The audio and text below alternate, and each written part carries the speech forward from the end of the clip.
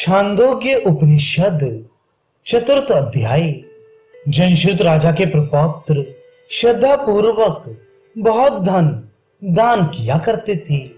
उनके यहाँ बहुत अन्न पकाया जाता था। उन्होंने अपने राज्य में अनेकों विश्रामालय बनवा दिए थे ताकि लोग वहां ठहर कर भोजन ग्रहण कर सकें। फिर एक बार रात्रि के समय दो हंस उस राज्य के ऊपर से उड़ते हुए जा रहे थे। उनमें से एक हंस ने दूसरे से कहा, हे मंद दृष्टि, जनश्रुत राजा के प्रपौत्र का तेज द्युलोक के सदृश व्याप्त हो रहा है, तू उसे स्पर्श ना कर, वह तुझे भस्म ना कर दे। दूसरे हंस ने कहा, अरे तुम किस महत्वाकांक्षी राजा के लिए सम्मानजनक शब्द कहते हो? क्या ये गाड़ी वाले रैक्को के सदृश है? इस पर पहले वाले हंस ने कहा, ये गाड़ी वाला रैक्को कौन है? जिस प्रकार द्युत क्रीड़ा में पुरुष कृत संज्ञक पासे को जीतकर संपूर्ण निम्न पासे अपने अधीन कर लेता है, उसी प्रकार राजा जो कुछ सत्कर्म करता है वह सब रैक्को को प्राप्त हो जाता है। वह रैक्को जिस गूढ़ तत्व दर्शन को जानता है उसे कोई नहीं जानता। उनके विषय में मैं इतना ही जानता हूं। हंसों की वार्ता को जनश्रुत के प्रपौत्र ने सुना। प्रातःकाल उठते ही उन्होंने स्तुति करता सेवकों से कहा, क्या तुम मेरी स्तुति गाड़ी वाले रैक्को के समान करते हो? सेवकों ने कहा, ये गाड़ी वाला रैक्को कौन है? जिस प्रकार द्युत क्रीड़ा में पुरुष कृत नामक पासे को जीतकर अन्य सभी निम्न पासे को अपने अधीन कर लेता है, उसी प्रकार राजा जो कुछ सत्कर्म करता है वह सब रैक्को को प्राप्त हो जाता है। जो कुछ रैक्को जानते हैं उसे कोई और नहीं जानता, ऐसा उनके विषय में मुझसे कहा गया है। वे सेवक रैक्को को ढूंढने के पश्चात वापस लौटकर कहते हैं, उसे नहीं पा सके। तब राजा ने कहा, जहां ब्राह्मण की खोज की जाती है वहां उन्हें ढूंढो। उन्होंने एक शकट के नीचे खाज खुजाते हुए रैक्को को देखकर उनसे पूछा, भगवान, क्या आप ही गाड़ी वाले रैक्को हैं? उसने कहा, हाँ मैं ही हूं। ऐसा जानकर सेवक राजा के पास चले आए। तब राजा जनश्रुत के प्रपौत्र 600 गौएं, एक हार और खच्चरों से खींचा जाने वाला एक रथ लेकर रैक्को के पास गए और बोले, हे रैक्को, ये 600 गौएं, एक हार और खच्चरों से जुता एक रथ आपके निमित्त लाया हूं, इसे ग्रहण करें। हे भगवान, आप जिस देवता की उपासना करते हैं उसका मुझे उपदेश करें। ऐसा राजा ने रैक्को से कहा। उस राजा से रैक्को ने कहा, हे क्षुद्र, गौएं, हार और रथ अपने पास रखो। तब जनश्रुत के प्रपौत्र 1 सहस्त्र गौएं, एक हार, खच्चरों से जुता रथ और अपनी कन्या लेकर उनके पास आए। राजा ने रैक्को से कहा, हे रैक्को, ये 1000 गौएं, ये हार, खच्चरों से जुता रथ, ये पत्नी और एक गांव जिसमें आप रहते हैं, आप ले लें। हे भगवान, मुझे ईश्वरीय अनुशासन बताएं। तब रैक्को ने उस राजकन्या को विद्या ग्रहण का द्वार समझकर राजा से कहा, हे क्षुद्र, आप ये जो कुछ लाई हैं ये सब गौड़ हैं, परंतु विद्या ग्रहण के इस द्वार से आप प्रसन्न करके मुझसे उपदेश कराते हैं। इस प्रकार जितने क्षेत्र में वे रैक्को रहते थे वे सभी गांव महावृष देश में रैक्कोपर्ण के नाम से प्रसिद्ध हुए। इससे प्रसन्न होकर रैक्को ने उस राजा से कहा, वायु ही संवर्ग है। जब अग्नि शांत होती है तो वायु में ही समाहित होती है। जब सूर्य अस्त होता है तो वायु में ही समाहित होता है, और जब चंद्रमा अस्त होता है तो वायु में ही समाहित हो जाता है। जब जल सूखता है तो वायु में ही समाहित हो जाता है। इस प्रकार वायु ही इन सबको अपने में समाहित कर देने वाला है। ये आधिदैविक उपासना है। अब आध्यात्मिक तत्व का विवेचन किया जाता है। प्राण ही संवर्ग है। जब साधक सोता है तब प्राण में ही वागेंद्रिय समाहित हो जाती है। प्राण में ही चक्षु, श्रोत्र और मन समाहित हो जाते हैं। इस प्रकार प्राण ही इन सबको अपने में समाहित कर लेने वाला है। इस प्रकार मात्र दो ही संवर्ग हैं। देवताओं में वायु संवर्ग है और इंद्रियों में प्राण संवर्ग है। एक समय शौनक कापे और अभिप्रतारी काचसेनी को जब भोजन परोसा जा रहा था तब एक ब्रह्मचारी ने उनसे भिक्षा मांगी, किंतु उन्होंने उसकी पात्रता परखे बिना भिक्षा नहीं दी। तब उस ब्रह्मचारी ने कहा, भुवनों के स्वामी उन देव प्रजापति ने 4 महान स्वरूपों को अपने में समाहित कर लिया है।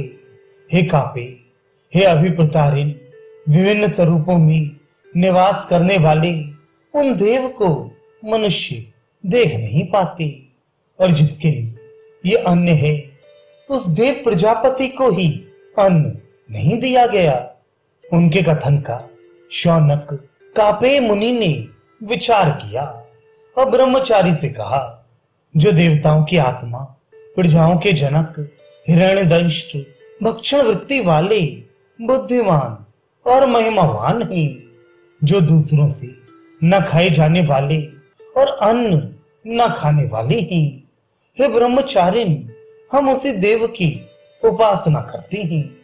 ऐसा कहकर उन्होंने ब्रह्मचारी को भिक्षा देने का आदेश दिया। तब उन्होंने उसे भिक्षा दे दी। वह वाणी आदि पंच इंद्रियों से भिन्न है तथा अग्नि, वायु आदि पंचभूतों से भी भिन्न सत्ता है। इस प्रकार ये सब संख्या में 10 होते हैं। वह विराट सत्ता ही अन्न का भक्षण करने वाली है। वही संपूर्ण जगत रूप में दृष्ट है। जो ऐसा जानते हैं उनके द्वारा ये सब दृष्ट होता है, और वे अन्न का भक्षण करने वाले होते हैं। सत्यकाम जाबाल ने अपनी मां जबाला से कहा, हे माता, मैं ब्रह्मचारी बनकर गुरुकुल में रहना चाहता हूं। मुझे बताएं कि मेरा गोत्र क्या है। जबाला ने कहा, हे तात, तुम जिस गोत्र के हो उसे मैं भी नहीं जानती। यौवनावस्था में मैं बहुत से अतिथियों की परिचर्या में संलग्न रहती थी। उन्हीं दिनों तुझे प्राप्त किया। तत्पश्चात तुम्हारे पिता के न रहने पर, अर्थात उनके दिवंगत हो जाने पर, मैं गोत्र न जान सकी। अतः मैं नहीं जानती कि तुम्हारा गोत्र क्या है। मैं जवाला नाम की हूं और तुम सत्यकाम नाम के हो। अतः आचार्य से कहो, मैं सत्यकाम जाबाल हूं। उन्होंने ऋषि हारिद्रुमत गौतम के पास जाकर कहा, हे भगवान, मैं आपके पास ब्रह्मचर्य पूर्वक निवास करना चाहता हूं, इसलिए आपके पास आया हूं। गौतम ऋषि ने कहा, हे सौम्य, तुम किस गोत्र के हो? उनने कहा, हे भगवान, मैं किस गोत्र का हूं ये मैं नहीं जानता। मैंने अपनी माता से पूछा तो उन्होंने कहा कि मैं बहुत पहले से अतिथियों की सेवा करती रहती थी। जब तुझे प्राप्त किया तब तुम्हारे पिता के शीघ्र ना रहने से मैं गोत्र ना जान सकी। अतः मैं न जानती कि तुम किस गोत्र के हो। मेरा नाम जवाला है, तुम्हारा सत्यकाम। अतः मैं सत्यकाम जाबाल हूं। गौतम ऋषि ने कहा, ऐसी सत्य अभिव्यक्ति ब्राह्मण के अतिरिक्त अन्य कोई नहीं कर सकता। हे सौम्य, चूंकि तुमने सत्य वचनों का त्याग नहीं किया, अतः तुम समिधा ले आओ, मैं तुम्हारा उपनयन संस्कार करूंगा। तब उन्होंने सत्यकाम का उपनयन करके 400 कृष एवं अबला गौओं को देखकर उनसे कहा, हे सौम्य, तुम इन गौओं को ले जाकर चराना, इन्हें वन में तब तक चराना जब तक ये सहस्त्र गौएं ना हो जाएं। उन गौओं के अनुगामी होकर सत्यकाम ने कहा, हे आचार्य, जब तक ये सहस्त्र गौएं ना हो जाएंगी तब तक नहीं लौटूंगा। सहस्त्र संख्यक गौएं होने तक वे वर्षों वन में भ्रमण करते रहे। एक दिन वृषभ ने सत्यकाम से कहा, हे सत्यकाम, अब हम 1000 हो गए हैं, हमें आचार्य के पास ले चलो। पुनः वृषभ ने सत्यकाम से कहा, हे सत्यकाम, क्या मैं तुम्हें ब्रह्म का एक पाद बताऊं? सत्यकाम ने उनसे कहा, हे भगवान, मुझे अवश्य बताएं। तब वृषभ ने कहा, पूर्व, पश्चिम, उत्तर और दक्षिण ये दिक् कलाएं हैं। वे प्रकाशमान संज्ञक ब्रह्म इन चारों कलाओं में एक पाद व्याप्त करता है। इस प्रकार जानने वाला जो विद्वान ब्रह्म के प्रकाशवान स्वरूप की उपासना करता है, वह इस लोक में प्रकाशवान होता है और प्रकाशवान लोकों को विजित करता है। इस प्रकार वह विद्वान जो चतुष्कल पाद की ब्रह्म के प्रकाशमान रूप की उपासना करता है, वह उसी स्वरूप को प्राप्त होता है। तब ऋषभ ने उनसे पुनः कहा, ब्रह्म का दूसरा पाद तुम्हें अग्निदेव बताएंगे। सत्यकाम ने गौओं को आचार्य कुल की ओर हाँक दिया। सायकाल जहां हुई वहीं वे गौओं को रोककर अग्निदेव को प्रज्वलित कर समिधा आधान करके अग्नि के पश्चिम में पूर्व की ओर मुख करके बैठ गए। अग्निदेव ने उनसे कहा, हे सौम्य, मैं आपको ब्रह्म का दूसरा पाद बताऊं। उन्होंने कहा, हे भगवान, मुझे अवश्य बताएं। तब अग्निदेव ने कहा, एक कला पृथ्वी, दूसरी कला अंतरिक्ष, तीसरी कला द्युलोक और चौथी कला समुद्र है। हे सौम्य, ब्रह्म का ये चतुष्कल पाद अनंतवान संज्ञक है। इस प्रकार जानने वाला जो विद्वान ब्रह्म के अंतवान चतुष्कल पाद की उपासना करता है, वह श्लोक में अनंतवान होता है और अनंतवान लोकों को विजित करता है। इस प्रकार ब्रह्म के अनंतवान संज्ञक चतुष्कल पाद की उपासना करने वाला विद्वान ब्रह्म के उसी स्वरूप को प्राप्त होता है। अग्निदेव ने उनसे कहा, आपको ब्रह्म का तीसरा पाद हंस बताएगा। दूसरे दिन उन्होंने गौओं को आचार्य कुल की ओर हाँक दिया।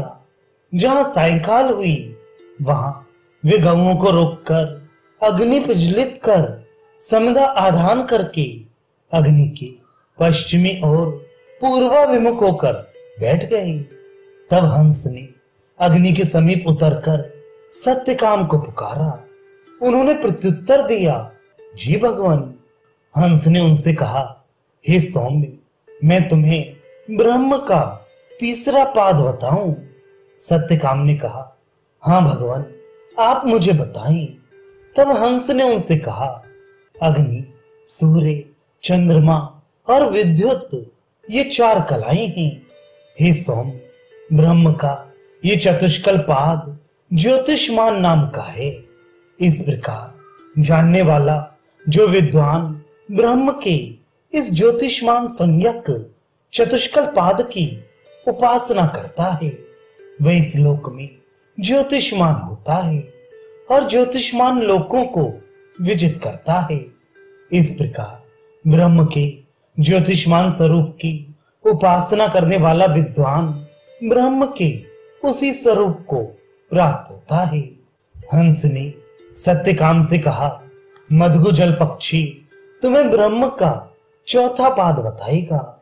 अगले दिन उन्होंने गौओं को आचार्य कुल की ओर हाँक दिया। जहां सायंकाल हुई वहां वे गऊओं को रोककर अग्नि प्रज्वलित कर समिध आधान करके अग्नि की पश्चिमी ओर पूर्वाभिमुख होकर बैठ गए। मदगु ने उनके पास आकर उन्हें पुकारा तो सत्यकाम ने उत्तर दिया, जी भगवान।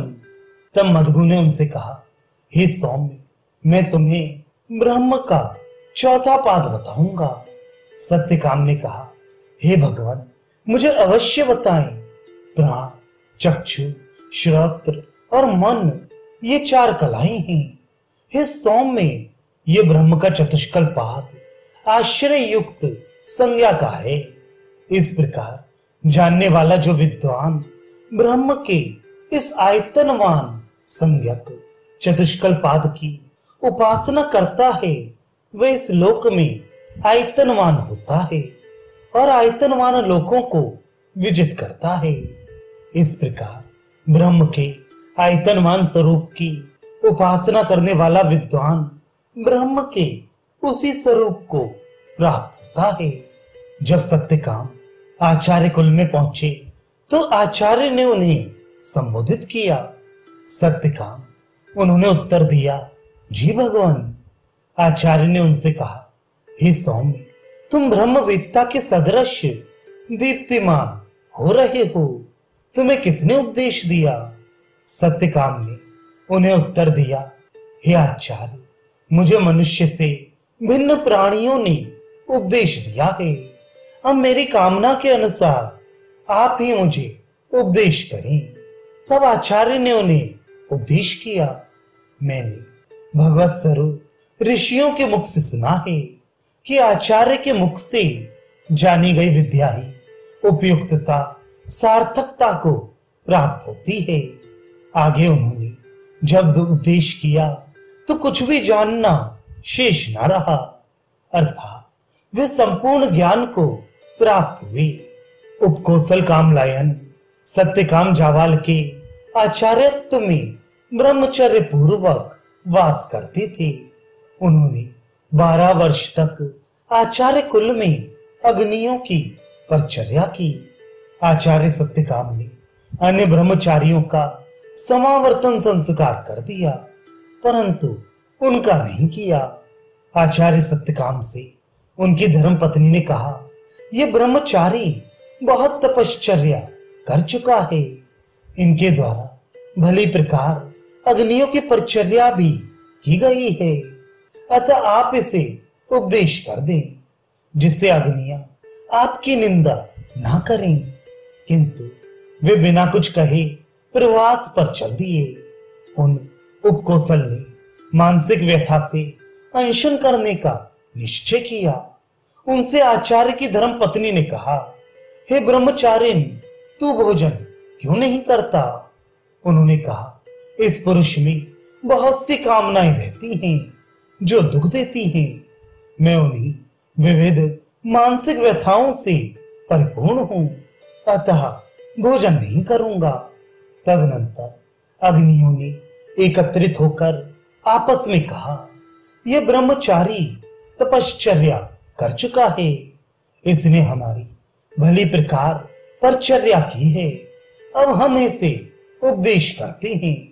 ऐसा उन अग्नियों ने निश्चय कर उनसे कहा, प्राण ब्रह्म है, का अर्थात सुख ब्रह्म है और खा अर्थात आकाश ब्रह्म है। उपकोसल ने कहा, यह मैं जानता हूं कि प्राण ब्रह्म है, किंतु का और खा मैं नहीं जानता। उन अग्नियों ने उत्तर दिया, जो का है वही खा है और जो खा है वही का है। इस प्रकार उन्होंने उपकोसल को प्राण और उसके आधारभूत आकाश का उपदेश किया। आगे उन्हें गार्हपत्य अग्नि ने उपदेश किया। पृथ्वी, अग्नि, अन्न और आदित्य, इन चारों में मैं ही हूं। आदित्य के मध्य जो पुरुष दिखाई देता है वह मैं ही हूं, वही मेरा विस्तृत रूप है। जो पुरुष इस प्रकार जानकर आदित्य पुरुष की उपासना करता है वह पाप कर्मों को नष्ट कर देता है, वह अग्नि के लोक को प्राप्त होता है, पूर्ण आयु का उपभोग करता है, तेजस्वी जीवन जीता है, उनके वंशज क्षीण नहीं होते। इस प्रकार जानकर जो पुरुष उसकी उपासना करता है उसका हम अग्नियां इस लोक तथा परलोक में भी पालन करती हैं। तदनंतर दक्षिणाग्नि ने उन्हें उपदेश किया, जल, दिशा, नक्षत्र और चंद्रमा ये चार रूप मेरे ही हैं। चंद्रमा के मध्य जो पुरुष दिखाई देता है वह मैं ही हूं, वही मेरा रूप है। वह साधक जो इस प्रकार जानकर चंद्र पुरुष की उपासना करता है वह पाप कर्मों को विनष्ट करता है, चंद्रलोक को प्राप्त होता है, पूर्ण आयु का उपभोग करता है और तेजस्वी जीवन जीता है। उसके अनुवर्ती वंशज कभी क्षीण नहीं होते। जो इस प्रकार जानकर उसकी उपासना करता है इस लोक तथा परलोक में भी हम अग्नियां उसका पालन करती हैं। उसके बाद आह्वनीय अग्नि ने उन्हें उपदेश किया, प्राण, आकाश, द्युलोक और विद्युत इन चारों में मैं ही हूं। ये जो विद्युत के मध्य पुरुष दिखाई देता है वह मैं ही हूं, वही मेरा रूप है। वह साधक जो इस प्रकार जानकर विद्युत पुरुष की उपासना करता है वह पाप कर्मों को विनष्ट करता है, विद्युत लोक में भोगों से युक्त होता है, पूर्ण आयु का उपभोग करता है और तेजस्वी जीवन जीता है। उसके अनुवर्ती वंशज कभी क्षीण नहीं होते। जो इस प्रकार जानकर उसकी उपासना करता है हम अग्नियां उसका इस लोक में और परलोक में भी पालन करती हैं। उन अग्नियों ने उपकोसल से कहा, हे उपकोसल, हे सौम्य, तुम्हारे लिए हमने ये विद्या और आत्म विद्या कही, इससे आगे की विद्या तुझे आचार्य बताएंगे। इसके बाद आचार्य आए और उपकोसल को संबोधित किया। उपकोसल, उन्होंने प्रत्युत्तर दिया, जी भगवान। आचार्य सत्यकाम ने उनसे कहा, हे सौम्य, तुम्हारा मुख ब्रह्मवेत्ता के सदृश दिखाई पड़ता है। उपकोसल ने उनसे कहा, भगवान, मुझे उपदेश देने वाला यह कौन है? तब अग्नियों की ओर संकेत कर कहा, उन्होंने ही मुझे उपदेश दिया है, परंतु अब ये अन्य स्वरूप में आ गए हैं। आचार्य ने उनसे कहा, हे सौम्य, इन्होंने क्या उपदेश किया है? उपकोसल ने अग्नियों का उपदेश आचार्य को बताया। तब आचार्य ने उनसे कहा, हे सौम्य, इन्होंने तो तुझे केवल लोकों का ज्ञान दिया है, अब तुझे मैं वह ज्ञान देता हूं जिसे जानने पर पाप कर्म उसी प्रकार लिप्त नहीं होते जिस प्रकार कमल पत्र जल से लिप्त नहीं होते। उन्होंने कहा, भगवान, मुझे अवश्य बताएं। तब आचार्य ने उन्हें उपदेश दिया, ये नेत्र में जो पुरुष दिखाई देता है, जो चक्षुओं का चक्षु अथवा दृष्टि का दृष्टा है, वह आत्मा है। यह अविनाशी, भय रहित और ब्रह्म स्वरूप है।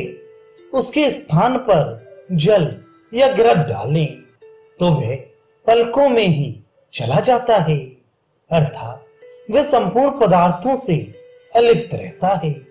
इस पुरुष को सैंद्वाम कहते हैं, क्योंकि संपूर्ण शोभन वस्तुएं सब ओर से इसे ही प्राप्त होती हैं।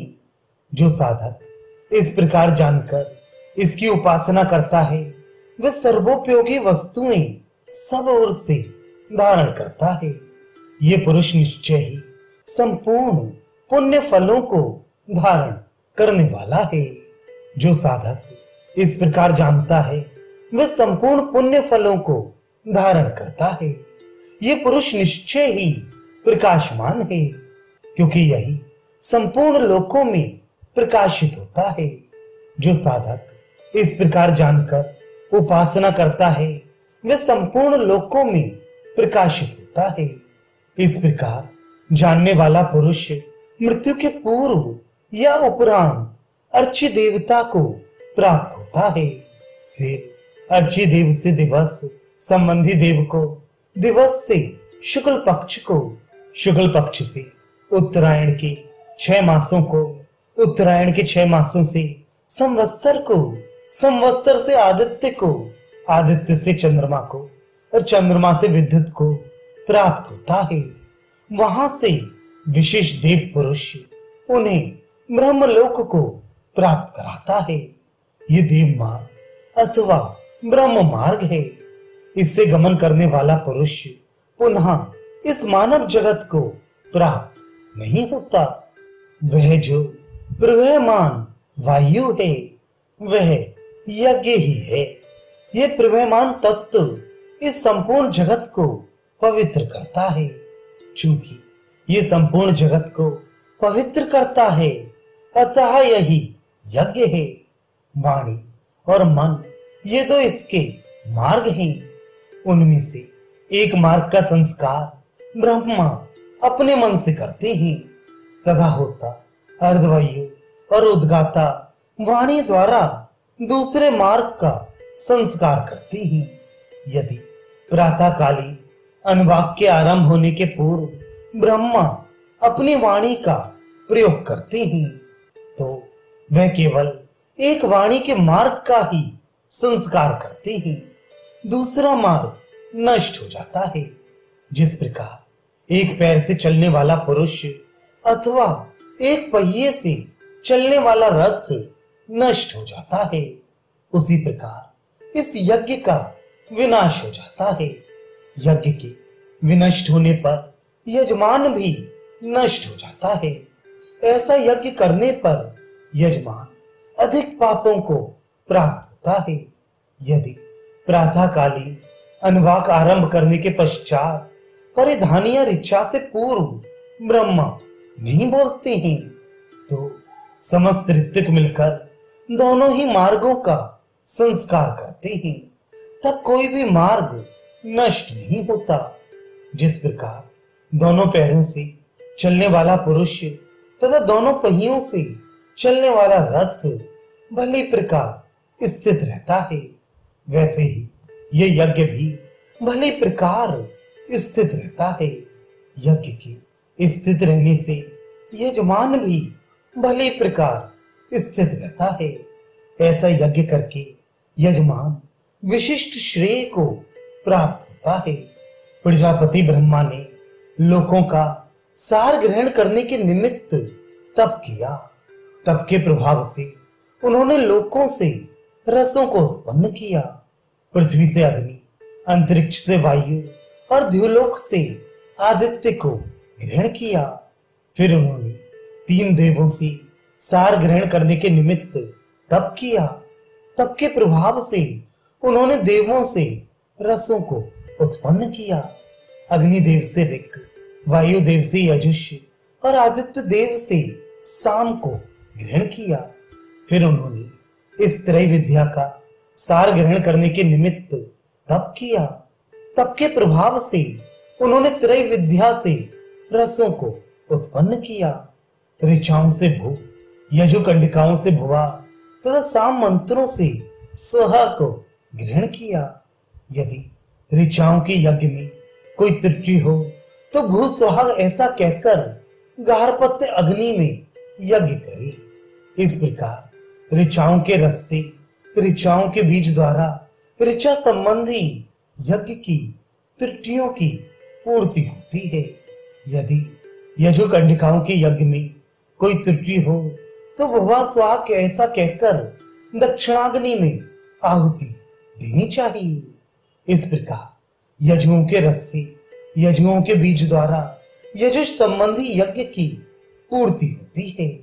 यदि साम मंत्रों के यज्ञ में कोई त्रुटि हो तो स्वाहा स्वाहा के इस उच्चारण के साथ आहवनीय अग्नि में आहुति देनी चाहिए। इस प्रकार साम मंत्रों के रस से साम के बीज द्वारा साम संबंधी यज्ञ की पूर्ति होती है। जिस प्रकार लवण से सोने को, सोने से चांदी को, चांदी से रांगा को, रांगे से शीशे को, शीशे से लोहे को, लोहे से काष्ठ को और चमड़े से काष्ठ को जोड़ा जाता है, उसी प्रकार इन लोकों, देवों और तीनों वेदों के सार से यज्ञ के छिद्र अर्थात दोष का सुधार किया जाता है। जिस यज्ञ में इस प्रकार जानने वाला ब्रह्मा होता है, वे यज्ञ निश्चय ही आहुतियों से संस्कारित होता है। जिस यज्ञ में इस प्रकार जानने वाला ब्रह्मा होता है, वह यज्ञ उत्तर मार्ग को प्राप्त कराता है। इस प्रकार ज्ञान संपन्न ब्रह्मा के प्रति यह उक्ति कही गई है। जहां भी वे यज्ञ में प्रवृत्त होता है, वे यज्ञ के अभीष्ट को प्राप्त होता है। इस प्रकार ब्रह्मा मनन करने वाला एक ऋत्य होता है। जिस प्रकार घोड़ी सब योद्धाओं की रक्षा करती है, उसी प्रकार ब्रह्मा यज्ञ की, यजमान की और सब ऋत्यजों की सब ओर से रक्षा करता है। अतः इस प्रकार ज्ञान संपन्न को ही ब्रह्मा बनाए, ऐसा ना जानने वाले को ना बनाए, कभी ना बनाए।